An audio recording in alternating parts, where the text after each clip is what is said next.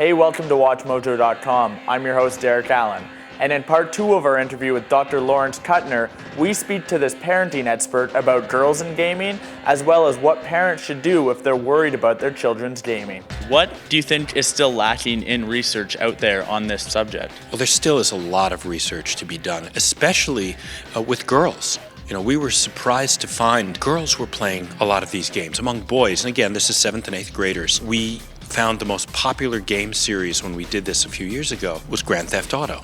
And Madden Football and Halo were the other top ones. For girls, the number 1 game series was The Sims, but number 2 was Grand Theft Auto. We never would have expected that. Now, we have some preliminary anecdotal data that they may be playing it differently than boys.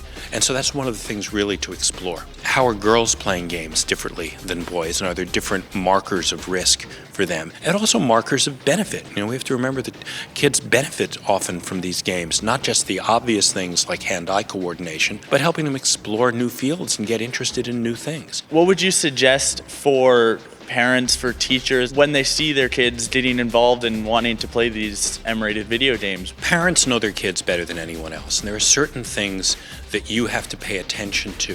For example, developmentally, there are some issues. Grand Theft Auto contains a tremendous amount of satire, but up until a certain age, kids don't really appreciate satire. They may not get the social and cultural references, but also they may take it very seriously.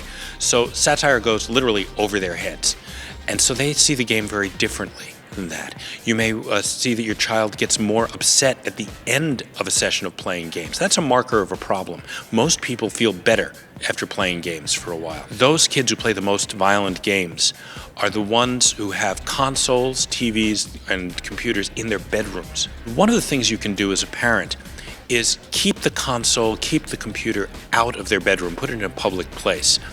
Now, one of the reasons for this has to do with impulse control with young teenagers. If you have all of this electronic equipment in their room, they're most likely, or more likely, to have trouble with sleep because they're distracted. And it also allows you to keep an eye on what they are playing. But as a parent, you know your kid better than anyone else. And you know what may be appropriate or inappropriate. But even if you think something is inappropriate for your child, it's important to talk about what's going on, because kids don't just play games at home.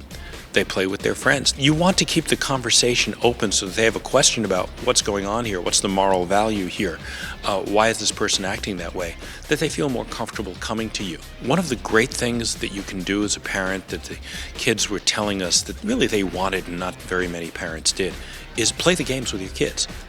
Let them show you how to operate the controllers if you're not used to that. And frankly, let them beat you at the games, which isn't too hard because they're going to be better than you are. But it's a rare opportunity for a child or for a teenager to really be better at something than a parent. And that's an important feeling to have when you're a teenager. You often are feeling pretty powerless among all the adults, and this gives you a sense of power, and it also helps build a connection with your kids. And worst comes to worst, it's fun.